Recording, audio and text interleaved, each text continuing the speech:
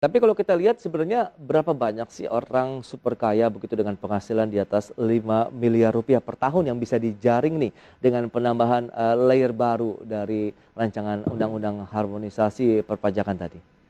Ya, ini kalau kita pertama perlu ini ya, dari orang kaya ini kan sebenarnya apakah dilihat dari penghasilannya saja atau pastinya dari wealth-nya itu seperti ya, aset Oke. dan kekayaannya seperti itu.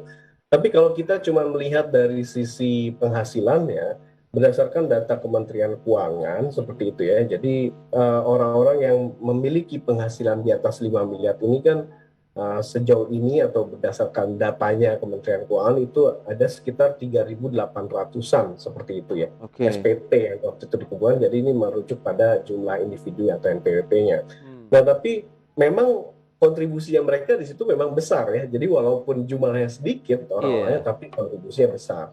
Nah, kalau kita merujuk pada definisi yang lebih luas, bukan hanya penghasilan, ini juga sesuatu yang menarik gitu ya. Kalau kan gini, orang kaya ini kan sebenarnya bisa saja penghasilannya kecil, tapi sesuatu yang misalkan asetnya memang selama ini diwariskan atau memiliki Hmm. penghasilannya itu kecil, tapi dia Iya, memiliki iya. aset yang besar seperti itu.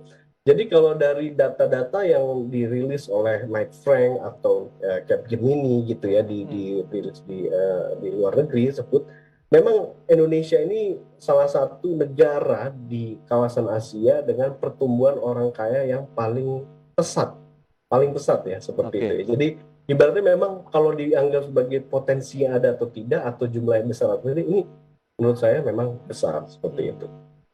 Ya, kalau kita bicara mengenai data juga dari Kementerian Keuangan, dalam 5 tahun terakhir ini dari tahun 2016 lah paling tidak sampai dengan 2020 ini terdapat sekitar 0,03% saja nih jumlah wajib pajak orang pribadi yang juga berpenghasilan kena pajak di atas 5 miliar rupiah. Nah ini Ya. seperti yang Anda katakan 3.800 tadi begitu dengan sumbangsi yang cukup besar juga terhadap penerimaan negara ini juga akan efektif tidak?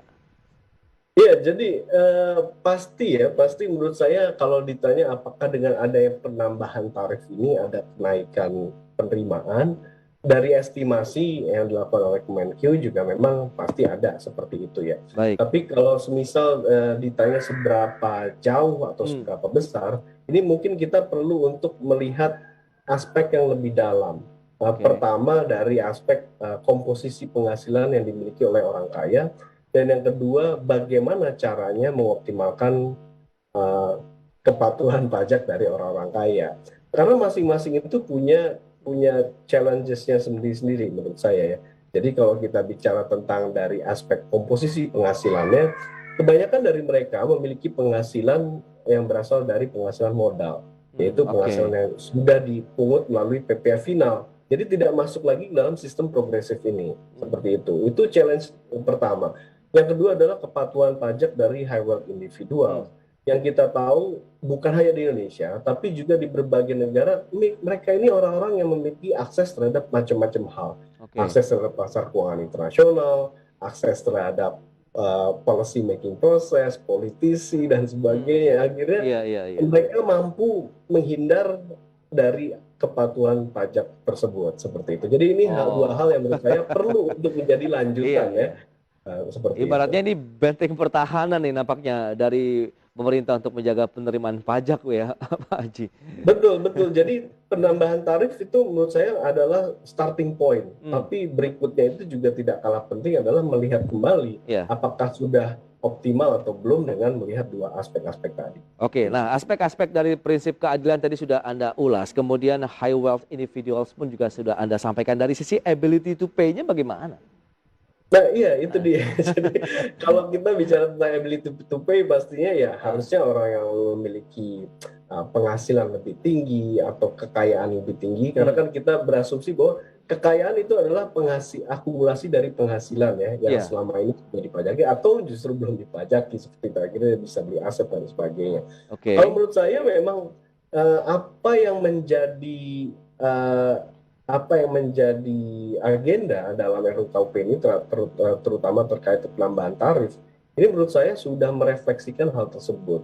Karena Oke. juga kalau kita begini, ada hal yang lebih krusial lagi sebenarnya selain kalau kita bicara kalau kita membiarkan ya, kalau kita membiarkan akhirnya tarif ini atau sistem pajak itu dilakukan secara tidak adil, Oke, nanti akan ada persepsi-persepsi terkait dengan bagaimana sistem pajak kita itu sebenarnya tidak pro baik. terhadap keadilan seperti itu. Jadi Hmm, dan ini justru bisa mempengaruhi ada kepatuhan-kepatuhan pajak dari pihak lain. Jadi dari wajib pajak maksud saya. Jadi Oke, dengan adanya klausul ini, menurut saya ini memberikan sinyal yang kuat bahwa pemerintah concern juga bahwa tax instrument, tax measurement itu dipergunakan untuk meredistribusi penghasilan, meningkatkan keadilan dan sebagainya.